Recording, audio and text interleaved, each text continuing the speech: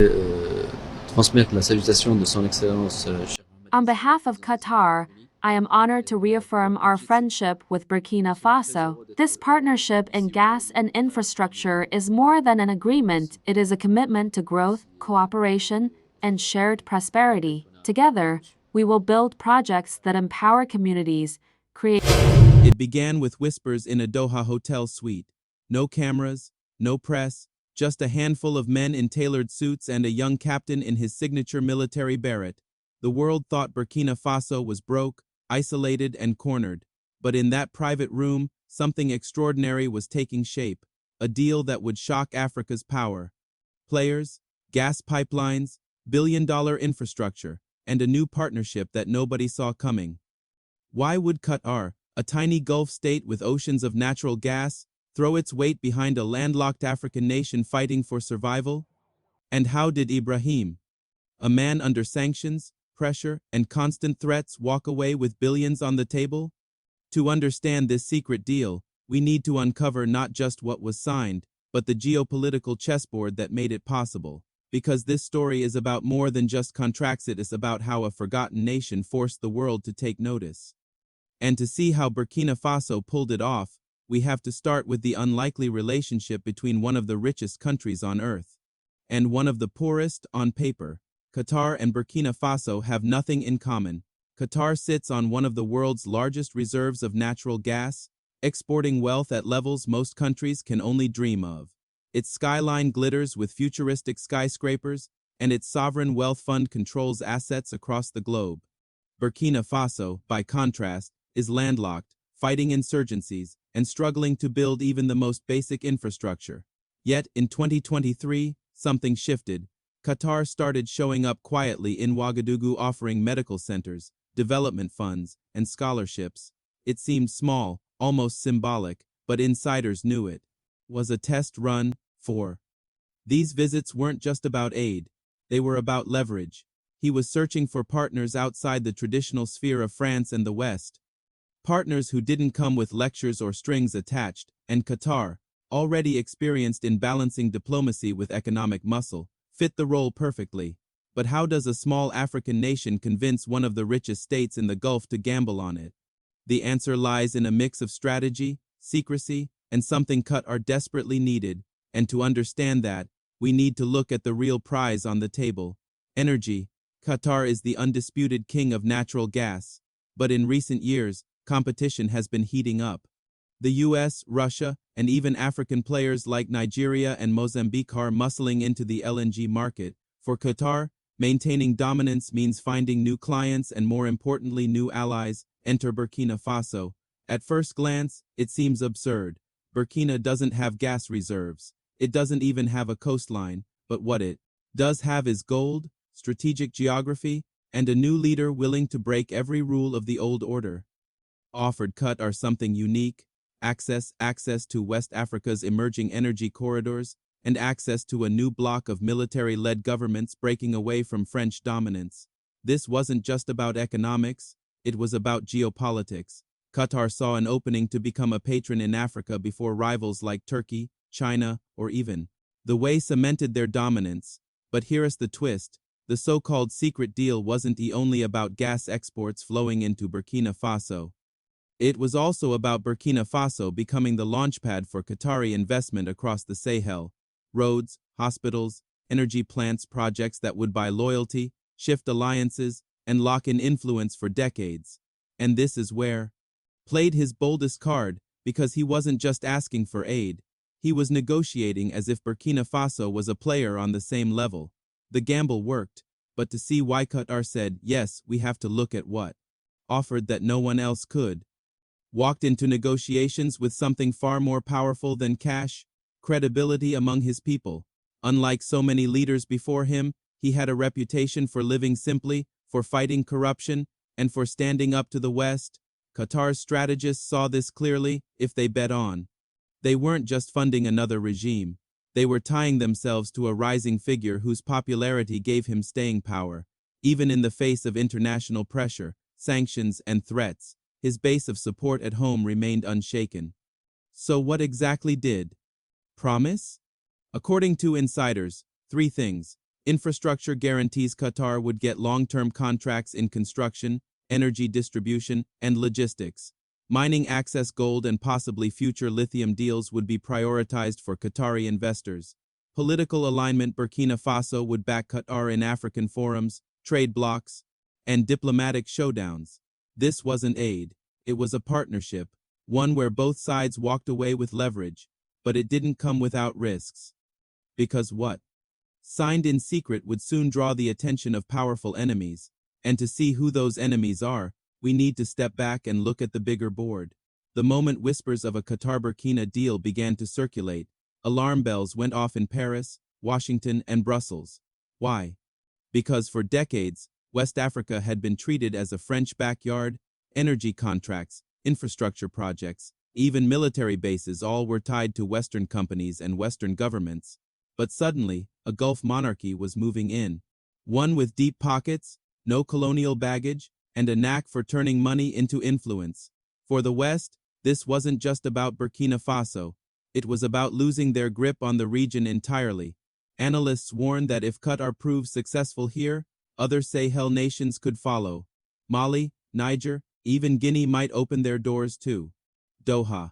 And that would mean a whole new block of nations looking east, not west. But here's the kicker. Qatar didn't mind the controversy. In fact, it thrived on it.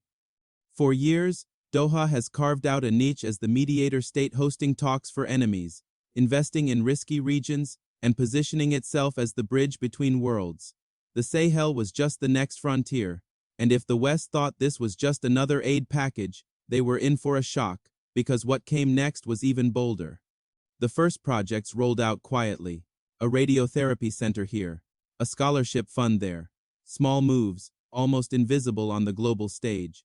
But beneath the surface, contracts worth billions were being drafted. Qatar's engineers began planning road corridors that would link Ouagadougou to coastal ports.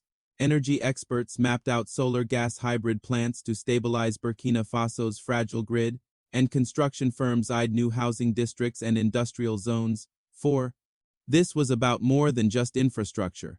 It was about symbolism. Every new hospital, every paved road, every power plant was proof that Burkina Faso could thrive without depending on France or Western aid. It was the kind of transformation that could reshape not just the economy, but the mindset of a generation. But here is where the open loop tightens. These projects weren't just for Burkina Faso. They were part of a much larger plan.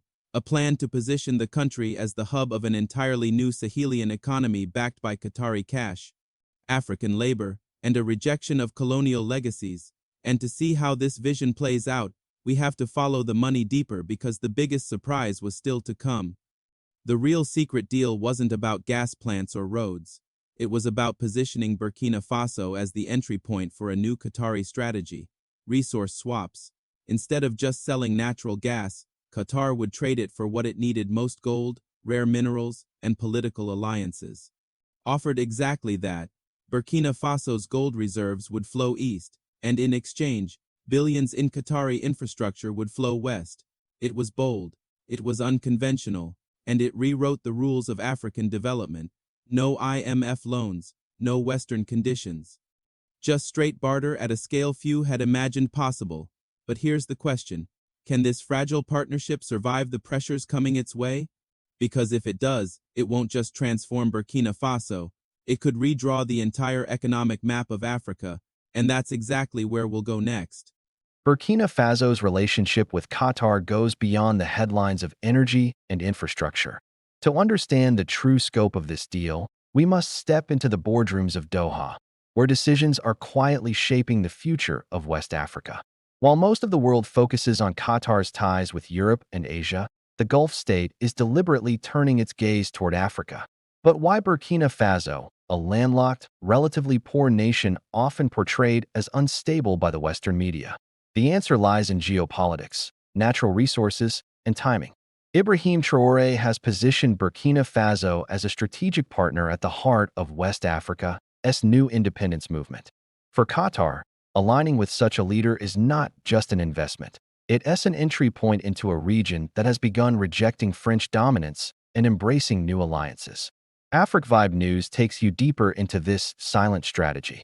Qatar is the world's top exporter of liquefied natural gas, LNG. Its power lies in energy diplomacy, using gas to win friends and influence nations.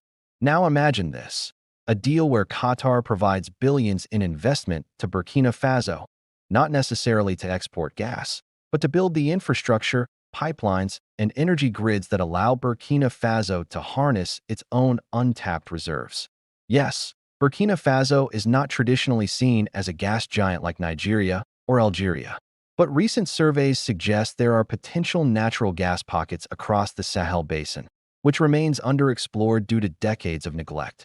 With Qatari expertise and funding, Ibrahim Traoré could leapfrog decades of underdevelopment, turning Burkina Faso into an energy hub for landlocked West Africa. And this is precisely why Western powers are uncomfortable.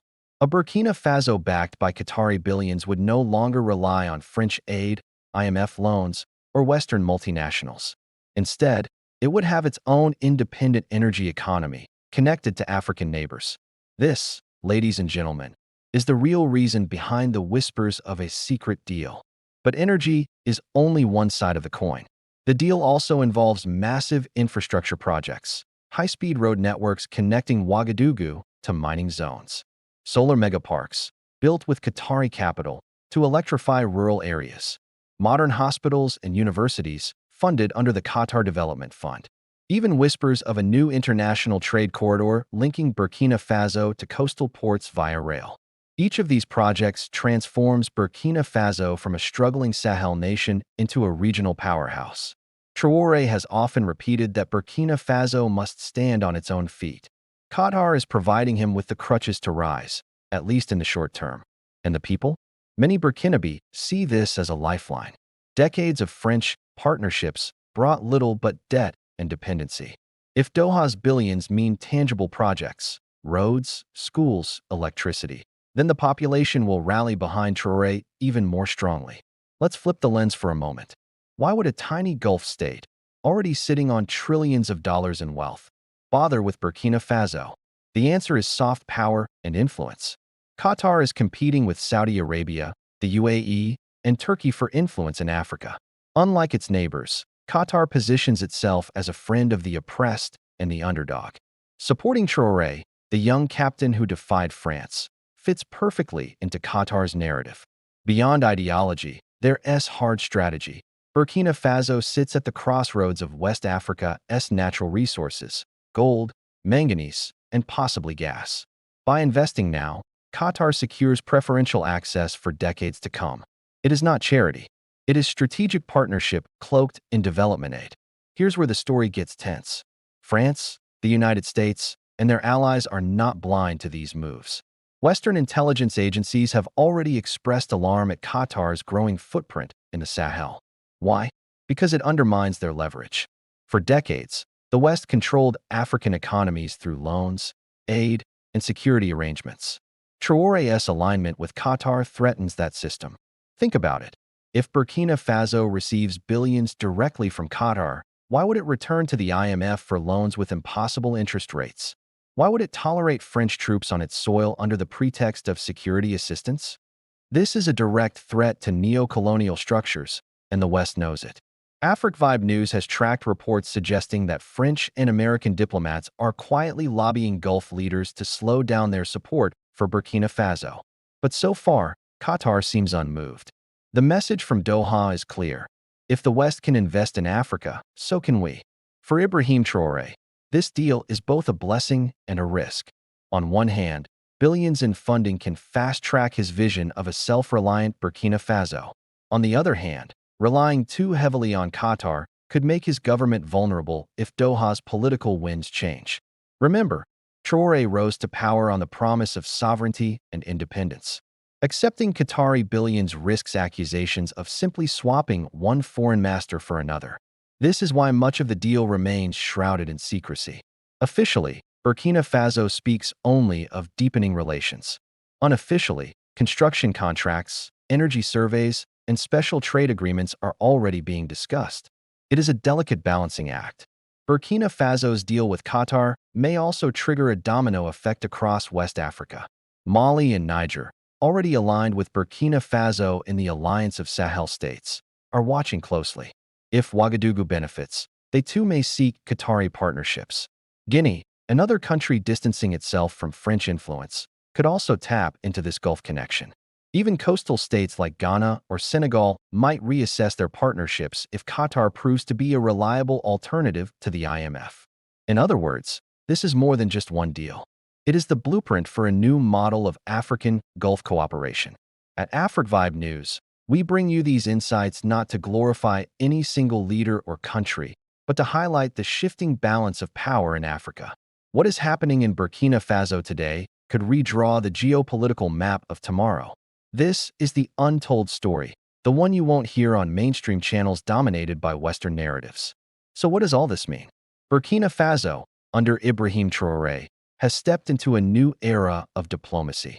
By engaging Qatar, it has secured not just investment, but leverage against decades of Western dominance. This secret deal may not be fully public, but its effects are already visible. From energy projects to infrastructure development, from soft power battles to regional alliances, the Qatar-Burkina Faso partnership symbolizes a deeper truth. Africa is no longer waiting for handouts. It is choosing its partners and demanding respect on the world stage. But make no mistake, this path is not without risks. Dependence on Qatar could create new vulnerabilities, and Western pushback will intensify. The future will test Traoré's ability to balance foreign support with true sovereignty.